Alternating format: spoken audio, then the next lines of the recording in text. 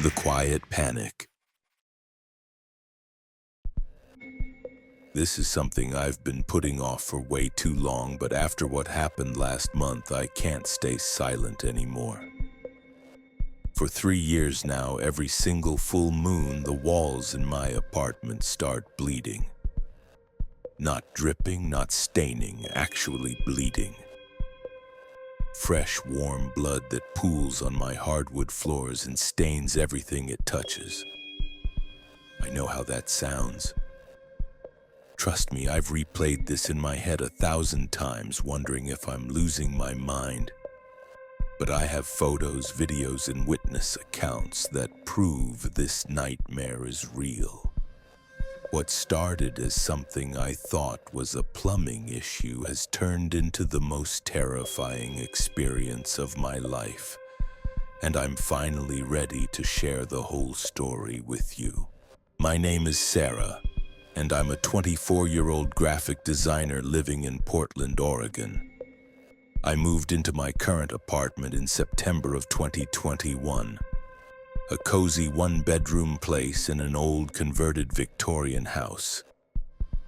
The rent was suspiciously cheap for the neighborhood, but the landlord explained it was because the previous tenant had moved out suddenly, leaving behind a mess that took months to clean up. Red flag number 1, but I was desperate for affordable housing and convinced myself it was just my luck. The apartment itself was beautiful. High ceilings, original hardwood floors, and these gorgeous old walls with intricate molding that must have been installed decades ago. Everything seemed perfect during my initial walkthrough. The landlord, an older man named Frank, seemed eager to get someone in there quickly and barely asked any questions about my background or references. Red flag number 2, but again, I ignored it. For the first month, everything was completely normal. I unpacked my boxes, set up my home office, and started settling into my new routine. The neighbors were quiet, the location was convenient, and I genuinely felt like I'd found the perfect place to start this new chapter of my life. But then October rolled around, and with it came the first full moon since I'd moved in. I remember the exact night it started because I'd been working late on a client project, sitting at my desk with my back to the living room wall. It was around 2 a.m. when I heard this weird dripping sound like water slowly hitting the floor. At first, I thought maybe the upstairs neighbor had a leak or something, so I got up to investigate. That's when I saw it for the first time. A dark red stain spreading down the white paint of my living room wall. My initial reaction was annoyance more than fear. I grabbed some paper towels and went to clean it up, assuming it was rusty water from old pipes. But when I touched it, the liquid was warm and had this metallic smell that made my stomach turn. It looked exactly like blood, but that was impossible, right? There had to be a logical explanation. I called Frank immediately, even though it was the middle of the night. He sounded groggy and confused when he answered, like he'd been expecting the call but hoped it wouldn't come. When I described what was happening, there was this long pause before he said he'd send someone to look at the plumbing in the morning. Something about his tone made me uneasy, but I was too tired and stressed to think clearly about it. The next morning, a plumber showed up and spent about 2 hours examining the walls, the pipes, and the apartment above mine. He couldn't find anything wrong. No leaks, no rust, no explanation for the reddish liquid that had dried into a permanent stain on my wall. He suggested maybe it was some kind of old paint bleeding through, which sounded plausible enough that I accepted it and moved on with my life. but then November's full moon arrived and it happened again. This time it wasn't just one wall, it was 3 different spots throughout the apartment. The living room wall, the bedroom wall behind my headboard, and a section of the kitchen wall near the sink. All of them started weeping this dark red substance around midnight. And by morning I had these horrible stains that looked like crime scene evidence. I documented everything this time. Photos, videos, even collected some of the liquid in a jar to have it tested. The lab results came back 2 weeks later, and I'll never forget the moment I read them. The substance was human blood. Type O negative to be specific.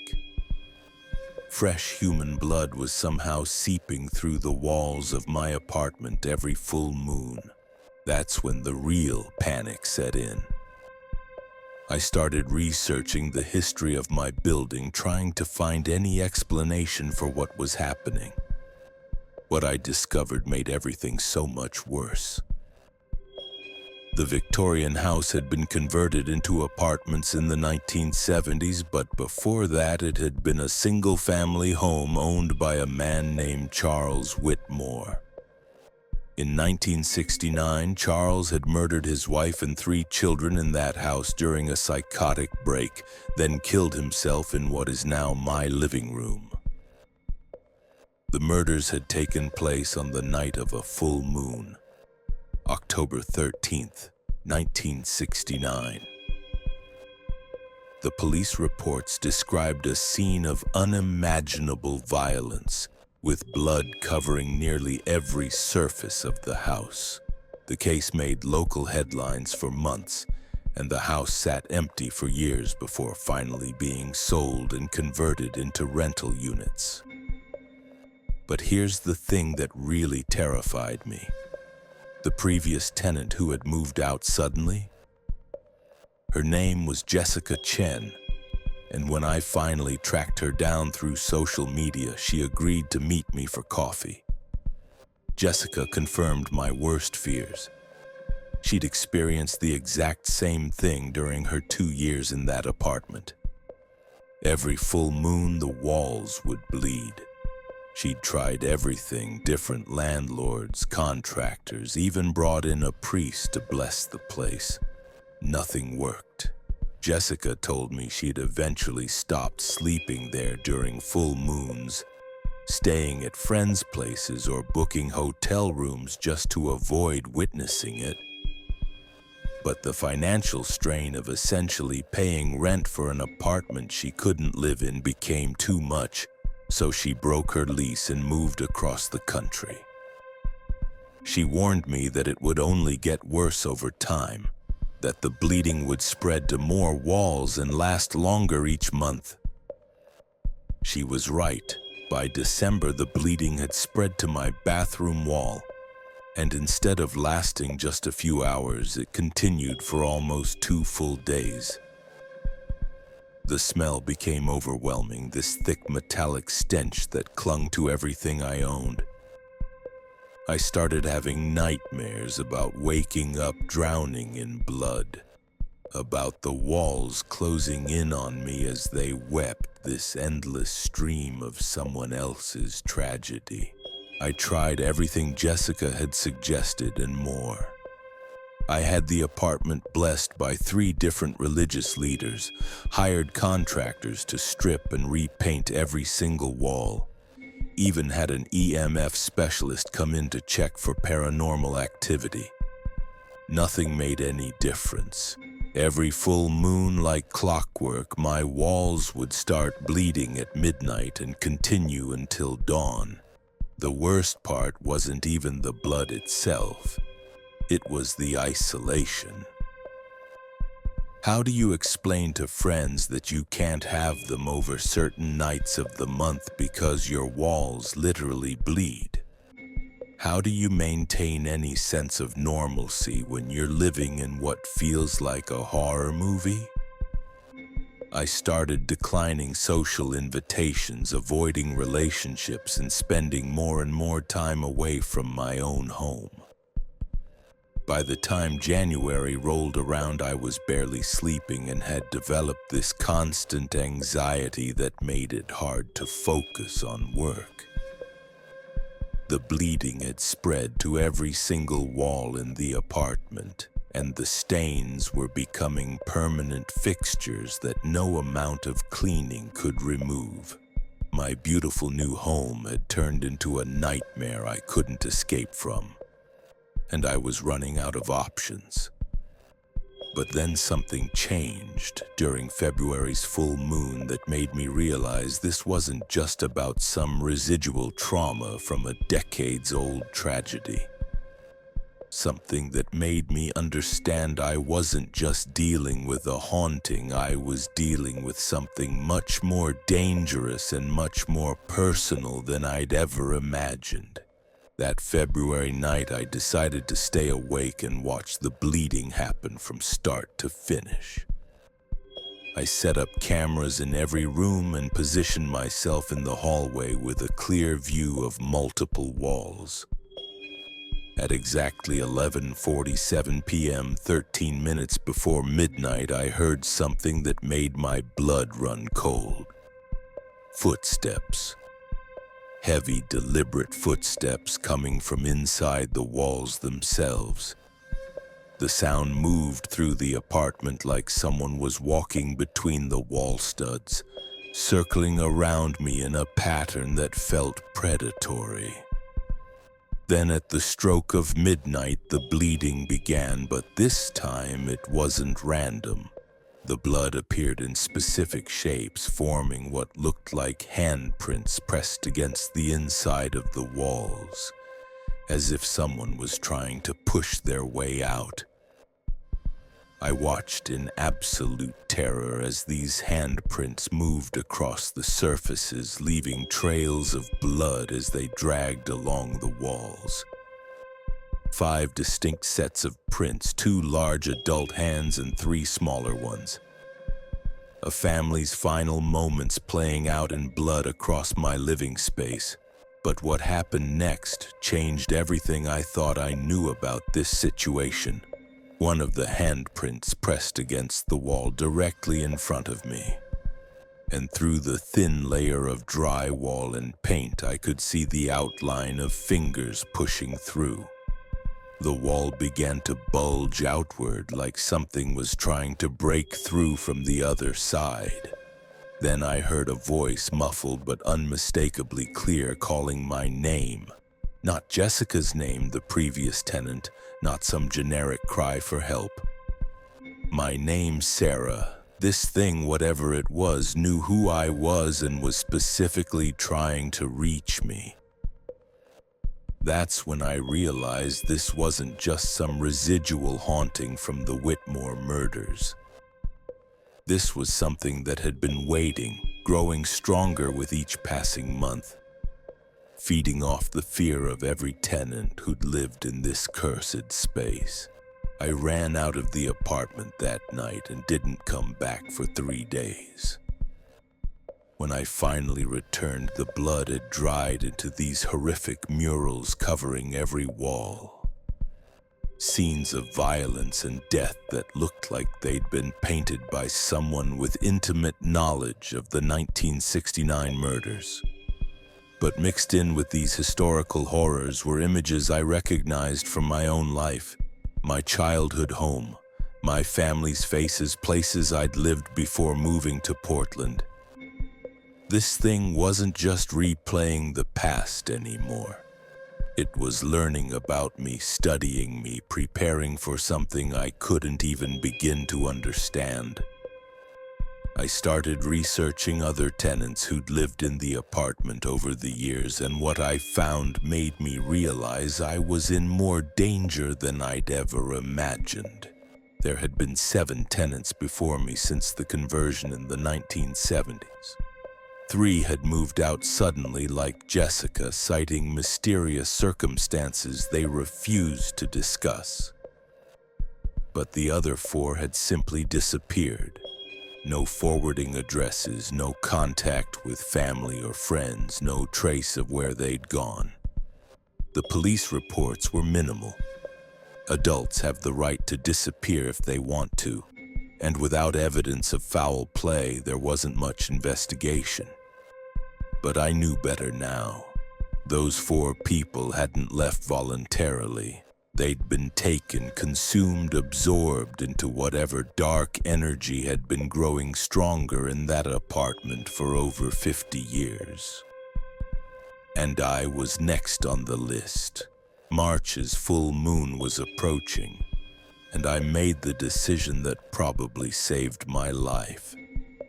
I wasn't going to run away to a hotel or stay with friends. I was going to confront this thing head-on, with witnesses, with documentation, with everything I needed to expose the truth about what was happening in that apartment. I contacted a local paranormal investigation team and convinced them to spend the full moon night with me. They brought equipment I'd never seen before. Thermal cameras, EMF detectors, voice recorders, and something called a spirit box that was supposed to allow direct communication with entities. That night, March 19th, was the most terrifying experience of my entire life. The bleeding started earlier than usual, around 10 p.m., and immediately the investigators' equipment went crazy. Temperature drops, electromagnetic spikes, and voices coming through the spirit box that made everyone in the room go pale. The voice was Charles Whitmore himself, and he wasn't just haunting the apartment. He was collecting people. Each tenant who'd lived there had fed his growing power, and he'd been saving their life force for something bigger. Something that would allow him to fully manifest in the physical world and continue the killing spree he'd started in 1969. The handprints appeared again, but this time they were accompanied by full apparitions. Charles, his wife, his 3 children, all of them trapped in an endless cycle of violence and death. With Charles as the puppet master controlling everything. The missing tenants were there too, their spirits enslaved and forced to help him lure new victims into his web. What the investigators captured that night was beyond anything they'd ever encountered. Full-body apparitions, objects moving on their own, and Charles himself trying to possess each of us in turn. The lead investigator, a woman named Maria who'd been doing this work for 20 years, told me later that she'd never seen anything with that level of malevolent intelligence and power. But here's the thing that saved all of us. I'd brought something Charles hadn't expected. Photos of his victims from the original 1969 crime scene, including pictures of his family before the murders. When I showed these images to his spirit, something changed. The wife and children turned against him, their love for their living selves stronger than his control over their dead ones. The apartment erupted in supernatural chaos. Walls bleeding simultaneously, furniture flying through the air, and Charles screaming in rage as his decades of careful planning fell apart. The spirits of the missing tenants broke free from his control and helped his family drag him into whatever hellish dimension he'd been trying to escape. By dawn, it was over. The walls were clean, the oppressive atmosphere had lifted, and for the first time in months, I could breathe normally in my own home. The paranormal investigators confirmed that whatever had been haunting the apartment was gone, banished by the combined will of his own victims. I still live in that apartment today, and there hasn't been a single drop of blood on any wall since that night. The rent is still suspiciously cheap, but now I understand why Frank was so eager to find tenants. He'd known about Charles all along, known that people were disappearing, but the property was worth too much money to just abandon.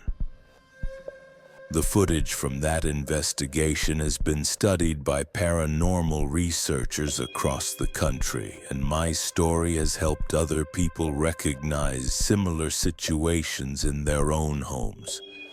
Sometimes the things we dismiss as impossible are actually warnings we should have heeded from the very beginning. If you're dealing with something in your home that doesn't make logical sense, don't ignore it like I did for so long.